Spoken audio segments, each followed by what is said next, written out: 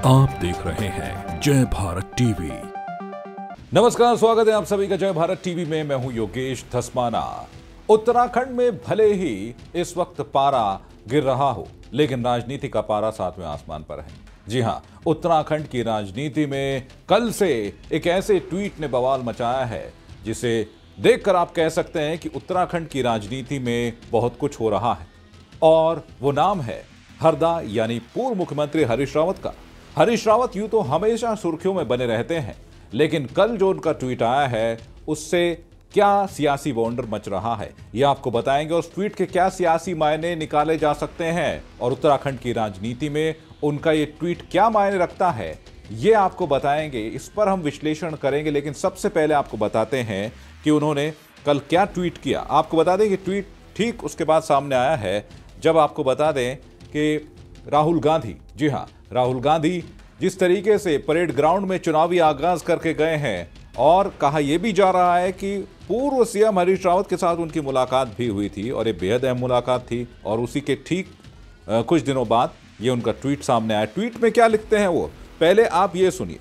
वो लिखते हैं कि सत्ता ने वहां कई मगरमच्छ छोड़ रखे हैं जिनके आदेश पर तैरना है। उनके नुमाइंदे मेरे हाथ पांव बांध रहे हैं। मन में बहुत बार विचार आ रहा है कि हरीश रावत अब बहुत हो गया, बहुत तैर लिए, अब विश्राम का समय है। वो यहीं पर नहीं रुके, वो एक और बात लिखते हैं और वो लिखते हैं कि चुपके से मन के कोने से आवाज उठ रही है, ना दैन्यम ना पलायनम, बड़ी उहापोह की स्थिति में हूं। नया वर्ष शायद रास्ता दिखा दे। मुझे विश्वास है कि भगवान केदारनाथ जी इस स्थिति में मेरा मार्गदर्शन करेंगे। इस तरह कभी पंजाब की राह थामने वाले हरदा ने अब सीधे गांधी परिवार पर क्या निशाना साधा है। इस ट्वीट के क्या ये मायने निकाले जा सकते हैं, या फिर ये मायने निकाले जा सकते हैं कि हरदा किसी और पार्टी में जा सकते हैं। इसी पर विश्लेषण करने के साथ हमारे साथ जुड़ रहे हैं मेरे संवाददाता हेम भट्ट। हेम, हालांकि सियासी पारा इस वक्त जो ऊपर चढ़ रहा है, हम उत्तराखंड की राजधानी देहरादून में इस वक्त मौजूद है, जहां इस वक्त बहुत ठंड है, लेकिन राजनीति का तापमान गर्मा रहा है। हरदा के ट्वीट ने खलबली मचा दी है। आपसे जानना चाहेंगे, हम उत्तराखंड की राजनीति को पिछले कई सालों से देख रहे हैं, इस तरह का ट्वीट हरदा की तरफ से पहली बार ये आया है। हम इस ट्वीट के क्या मायने निकाल सकते हैं? जी बिल्कुल, देखिए योगेश, आपने बिल्कुल सही कहा। उत्तराखंड में पारा इस वक्त नीचे जा रहा है, ठंड बहुत ज़्यादा है।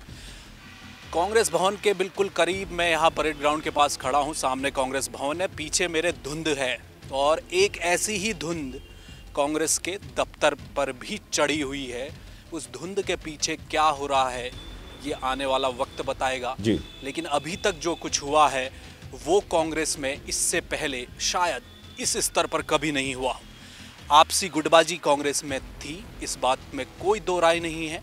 और इसके अलावा हरीश रावत हमेशा चुनाव के वक्त या ऐसे वक्त में जब राजनीति चरम पर हो सूबे की, देश की, तो वो कुछ न कुछ ऐसे कदम जरूर उठाते हैं। ये कहा जाता है कि हरीश रावत सोते राजनीति हैं, खाते राजनीति हैं, उठते राजनीति हैं। तो हर वक्त राजनीति हरीश रावत की चलती है। अगर वो किसी सड़क पर चलते हुए किसी ठेले में जाकर अगर चाउमीन भी खा लें तो उसके भी कई राजनीतिक मायने लोग निकालना शुरू कर देते हैं। यहाँ तो खुले आम एक ट्वीट कर दिया गया, और वो ट्वीट अभी आपने हमारे दर्शकों को पूरी तरह से पढ़कर सुनाया है, सशब्द आपने उसको बयान किया है।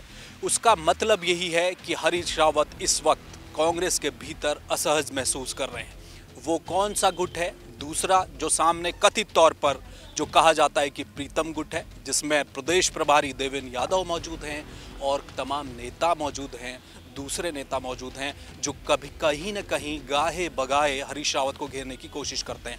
और दूसरी तरफ हरीश रावत गुट है जो हावी होना चाहता है। इस सब के बीच हरीश रावत का ये ट्वीट आया है, उन्होंने अपना दर्द बयां किया है। वो कहते हैं कि मेरे हाथ पांव बांध दिए गए हैं, ऐसा मुझे लग रहा है। राजनीति में उत्तराखंड में रहते हुए मैं बहुत तैर चुका हूँ, अब थक गया हूँ, क्या विश्राम करने का वक्त आ गया है। वो कभी कहते हैं कि मैं पहाड़ों को जा रहा था, मुझे बुरांस का एक फूल दिखा, उस लाल सुर्ख फूल ने मुझसे कहा कि हरीश रावत वानप्रस्थ की ओर जाना चाहिए। तो ये हरीश रावत समय समय पर इस तरह की बातें सामने लाते रहते हैं। वो इन बातों के जरिए पार्टी को संकट में जरूर डालते हैं लेकिन खुद को मजबूत कर लेते हैं। इसकी एक बानगी ये है योगेश, जब कल से ये ट्वीट सामने आया है उसके बाद से हरीश रावत के लिए कांग्रेस के भीतर से लोग लामबंद होने शुरू हो गए हैं। आज उनके घर के बाहर सुबह से समर्थकों का जमावड़ा लगा हुआ है। हरीश रावत खुद मजबूत होते से नजर आ रहे हैं। वो इशारों में लिख रहे हैं कि क्या राजनीति से विश्राम ले लूं, लेकिन पीछे हर बात में लेकिन लगाते हैं और कहते हैं कि लेकिन जनता का जो अपार समर्थन मिल रहा है और जिस तरह से तमाम सर्वे में मुझे मुख्यमंत्री के तौर पर सबसे ऊपर दिखाया जा रहा है, इससे मेरा हौसला बढ़ रहा है। इस बात को आप समझिए कि वो ये कहना चाह रहे हैं कि वो खुद राजनीति नहीं करना चाहते, लेकिन उत्तराखंड की जनता चाहती है कि वो उनके लिए काम करते रहे। इस तरह का एक नैरेटिव बनाना हरीश रावत को आता है, वही उसी नैरेटिव को इस समय वो गढ़ रहे हैं।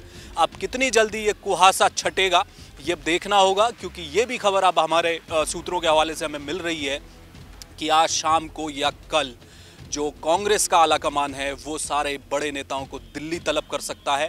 हालांकि आज हरिद्वार में कांग्रेस के तमाम पार्टी के चुनावी कार्यक्रम लगे हुए हैं। संभव ये है कि शाम के वक्त उत्तराखंड के बड़ी लीडरशिप कांग्रेस की वो दिल्ली रवाना हो सकती है और दिल्ली से ही इस पूरे मामले का पटाक्षेप होगा। योगेश, तो ये मान लिया जाए क्या इस ट्वीट के माध्यम से वो ये भी जताना चाहते हैं कि वो आने वाले जो 5 साल हैं वो उनके लिए बेहद महत्वपूर्ण है और अगर वो अभी कुछ कर सकते हैं तो कर सकते हैं, नहीं तो आने वाले 5 सालों के बाद उनके लिए राजनीति बेहद मुश्किल हो जाएगी। और यही वजह है वो इस तरह से ट्वीट कर रहे हैं और इस तरह से दबाव बनाना चाहते हैं पार्टी आलाकमान पर, क्योंकि लगातार वो ये बात कहते रहे हैं कि सीएम चेहरा कौन होगा, आप बताइए, आप स्पष्ट कीजिए ना। और ये हो सकता है कि इस ट्वीट के बाद ये भी साफ हो जाए जो धुंध इस वक्त जो है कांग्रेस में, जो है कांग्रेस की, उत्तराखंड कांग्रेस की राजनीति में इस वक्त छा रही है। क्या सीएम चेहरा ही वो बात है जिससे कांग्रेस के अंदर जो एक खेमेबाजी है ये खत्म हो सकती है, या फिर अगर सीएम चेहरे का नाम कांग्रेस पार्टी आलाकमान ले लेता है तो क्या आपको लगता है कि ये खेमेबाजी और ज्यादा बढ़ जाएगी या फिर इस पूरी राजनीति का पटाक्षेप हो जाएगा?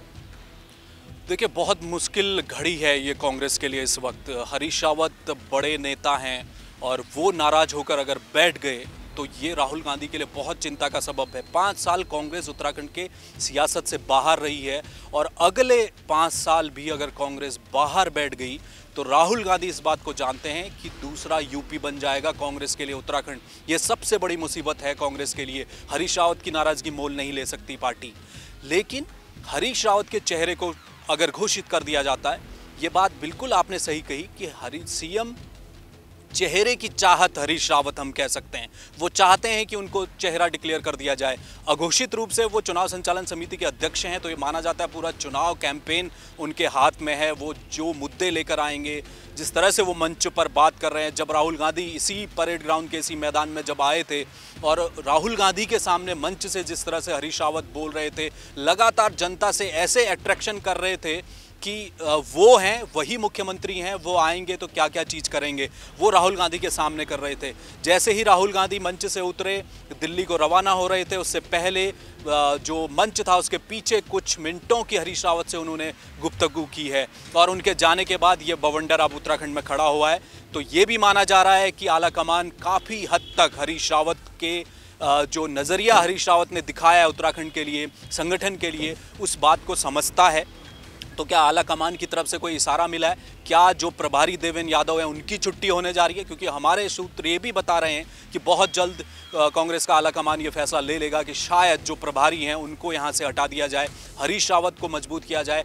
चेहरा घोषित करने के लिए बड़ी दुविधा है योगेश। अगर हरीश रावत को चेहरा बनाया जाता है, जो कि हरीश रावत गुड और खुद वो भी चाहते हैं, लेकिन कांग्रेस के जो दूसरे नेता हैं जो अपना भी एक भविष्य देख रहे हैं पार्टी के भीतर कि आने वाले समय में क्या वो मुख्यमंत्री हो सकते हैं, कौन कौन वो बड़े नाम हैं, ऐसे बहुत सारे दिग्गज हैं कांग्रेस के भीतर जो अपना भी एक भविष्य तलाशना चाहते हैं। और अगर आज अभी इसी वक्त कांग्रेस में सीएम चेहरे के रूप में हरीश रावत डिक्लेयर हो जाते हैं तो उनके रास्ते बंद हो जाएंगे। तो क्या फिर वो गुट सही से काम कर पाएगा? कहीं चुनाव के वक्त वो कोप भवन में न चले जाएं, वो कांग्रेस के लिए काम करना ना बंद कर दें।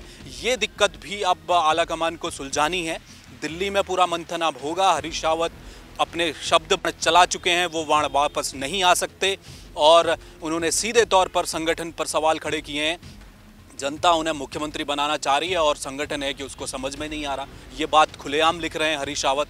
तो आप देखना ये है कि क्या हरीश रावत का अगला कदम क्या रहता है।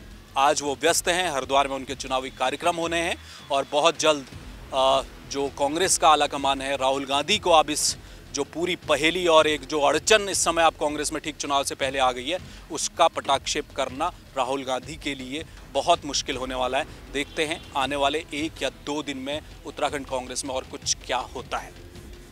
तो हेम, इन 3 तस्वीरों का अगर हम आकलन करें सिलसिलेवार, अगर हम पहली तस्वीर देखते हैं परेड ग्राउंड पे, जहां पर एक तरीके से कांग्रेस एकजुट दिखाई देती है। पूरा कांग्रेस आला कमान जो है, आपको देखिए कि आप परेड मैदान के उस मंच पर दिखाई देता है, जहां से सब जो है एकजुट होकर जो है कांग्रेस के तमाम जो जितने भी समर्थक वहां कांग्रेस नेता पहुंचे थे, सबको एकजुट होने की बात कहते हैं। दूसरी तस्वीर हम देखते हैं जब ये ट्वीट आता है। तीसरी तस्वीर हम देखते हैं जब यूकेडी नेताओं से हरदा मिलते हैं, उत्तराखंडियत की बात होती है।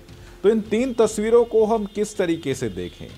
क्या ये कोई इशारा है हरदा की तरफ से यूकेडी नेताओं के साथ मिलना, या ये किसी तरह का कोई दबाव है कांग्रेस पार्टी आला कमान पर कि अगर आप कुछ नहीं करते हैं, जिस तरीके से वो कह रहे हैं कि उनके हाथ पांव बांध दिए गए हैं, उन्हें खुला छोड़ दिया जाए, उत्तराखंड के बड़े नेता हैं वो, राजनीतिक बड़े पुरोधा हैं वो कांग्रेस के लिए। तो ऐसे में आप क्या ये समझते हैं कि एक इशारा देने की कोशिश जो है हरदा की तरफ से की गई है यूकेडी नेताओं से मिलकर? बिल्कुल, देखिए योगेश, मैंने अभी आपसे कहा था कि हरीश रावत उठते राजनीति हैं, सोते राजनीति हैं, खाते राजनीति हैं। उनका हर कदम राजनीतिक तौर पर तोला जाता है और उसमें कई निहितार्थ होते हैं। हरीश रावत इस बात को जानते हैं, वो इसी तरह के इशारों में काम करते हैं। कुछ समय पहले त्रिवेंद्र सिंह रावत, जो कि पूर्व मुख्यमंत्री हैं, भाजपा ने उन्हें अपदस्थ कर दिया था।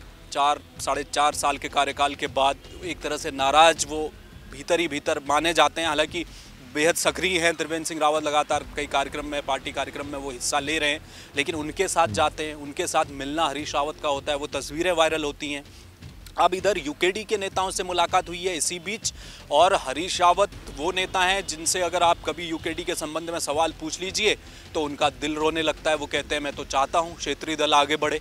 और काशी सिंह नेहरी और दूसरे नेताओं से उनकी मुलाकात हुई, तो ये तस्वीर भी बहुत कुछ बयां करती है। क्या हरीश रावत यूकेडी में जाएंगे, ये भी सवाल इस समय उठ रहे हैं। चर्चाएं चल रही हैं उत्तराखंड में, इस तरह की राजनीतिक गलियारों में चर्चाएं हैं कि क्या हरीश रावत उत्तराखंडियत की बात करते हैं, मड़वा, झिंगोरा, गाड़, गधेरे की बात करते हैं। तो ये, और गाड़ गधेरे वाली पार्टी कौन है उत्तराखंड की? वो तो यूकेडी है। तो क्या हरीश रावत यूकेडी का दामन थाम लेंगे? ये भी चर्चाएं चल रही है। लेकिन मुझे ऐसा लगता है, मेरी व्यक्तिगत तौर पर अगर मैं इस बात को इस तरह से परखूं, तो हरीश रावत इस समय यूकेडी को जिस तरह से मुलाकातें कर रहे हैं, उनका एक संदेश है, वो आम आदमी पार्टी के तीसरे विकल्प के तौर पर उभरने को कांग्रेस के लिए बड़ा खतरा मानते हैं। सीधी सी बात है, आम आदमी पार्टी तीसरे विकल्प के तौर पर अगर उत्तराखंड में स्थापित हो जाएगी तो एक बड़ा वोट बैंक कांग्रेस का होगा जो उसके खाते में जाएगा। और आने वाले चुनाव में 2027 में या 2032 में ऐसी स्थिति आ जाएगी कि शायद आम आदमी पार्टी उत्तराखंड में एक मजबूत स्थिति में और सरकार बनाने की स्थिति में तब पहुंच जाएगी। तो तब क्या कांग्रेस उनका मुकाबला कर पाएगी? इसलिए हरीश रावत के वो कहते हैं ना कि मरे हुए सांप को हिलाते रहिए, और यही करते हैं हरीश रावत। ठीक चुनाव से पहले यूकेडी की बात करना, उत्तराखंडियत की बात करना कि तीसरे विकल्प के तौर पर लोगों के मन में यूकेडी रहे लेकिन वोट पर कन्वर्ट न हो जाए वो जो मनस्थिति लोगों की है, ये हरीश रावत चाहते हैं। तो मुझे ऐसा लगता है कि हरीश रावत ने यूकेडी के नेताओं के साथ मिलकर एक तीर से 2 निशाने साधे हैं। वो एक तो अपने पार्टी के नेताओं को ये मैसेज देना चाहते हैं कि उनके लिए जगह है अभी भी उत्तराखंड में, जो एक क्षेत्रीय दल का तमगा जिसके गले में है वो उत्तराखंड क्रांति दल है और ऑप्शन उनके लिए खुला है। एक मैसेज ये देना चाहते हैं। दूसरा, वो आम आदमी पार्टी को मैसेज देना चाहते हैं कि अभी भी उत्तराखंडियत की कभी बात होगी, अगर तीसरे विकल्प की बात होगी तो वो उत्तराखंड क्रांति दल ही होगा। और मेरा उठना बैठना है, देखिए मैं किस तरह से एक क्षेत्रीय दल से विपक्षी दल होने के बावजूद मेरे सौहार्दपूर्ण रिश्ते हैं, और जनता इस बात को समझ जाए कि तीसरा विकल्प आम आदमी पार्टी नहीं बल्कि यूकेडी ही है। ये भी मैसेज हरीश रावत ने इस तस्वीर से दिया है। अब हरीश रावत आने वाले समय में क्या, किस करवट ये ऊंट बैठेगा, क्या कुछ नया देखना है। महज 1 महीने का वक्त अब बचा है और मेरे ख्याल से 20 दिन बाद शायद उत्तराखंड में आचार संहिता भी लग जाएगी। आज ही चुनाव आयोग की जो टीम है दिल्ली से वो उत्तराखंड पहुंच रही है, दौरा करेंगे, मुख्य चुनाव आयुक्त यहां आ रहे हैं। तो एक तरह से चुनाव की तैयारियां चल रही हैं। उससे ठीक पहले कांग्रेस में बवंडर उठा है। इस बवंडर में अब कितने लोगों के कुर्सियां हिलेंगी ये देखना पड़ेगा। क्या प्रभारी की कुर्सी हिलने जा रही है या हरीश रावत एक बड़े रास्ते की तरफ बढ़ रहे हैं, एक बड़ा फैसला लेने जा रहे हैं, ये आने वाले 24 या 48 घंटे में साफ हो जाएगा। और योगेश, बड़ी बात ये भी है, अगर 48 घंटे से ज़्यादा लग जाते हैं इस पूरी प्रक्रिया को सुलझाने में हाईकमान के, तो ये जो बवंडर उठा है ये और विकराल हो सकता है कांग्रेस के लिए। जी, तो एक बड़ा सियासी बवाल इस वक्त है उत्तराखंड की राजनीति में, और आने वाले जो एक घंटे हैं आपको लगा लें कि बेहद महत्वपूर्ण, और हर पूरे देश की नज़रें इस वक्त उत्तराखंड पर टिकी हुई हैं क्योंकि बड़े नेता हैं हरदा। और देखने वाली बात होगी ये कि सियासी घमासान को समेटने में पार्टी आलाकमान दिल्ली जिस तरीके से नेताओं को तलब किया जा रहा है वो कितना कामयाब हो पाता है। बहुत बहुत शुक्रिया करना चाहेंगे हेमभट्ट आपका इस पूरी जानकारी देने के लिए। तो इसी तरह की राजनीति की तमाम खबरें आप तक पहुंचाते रहेंगे, हम और भी खबरें आप तक पहुंचाएंगे, लेकिन ये खबरें जानने के लिए आपको हमारे YouTube चैनल जय भारत टीवी को लाइक करना होगा, शेयर करना होगा, सब्सक्राइब करना होगा, बेल आइकन जरूर दबाएं ताकि हर खबर आप तक पहुंचती रहे। फिलहाल मुझे दीजिए इजाजत, नमस्कार।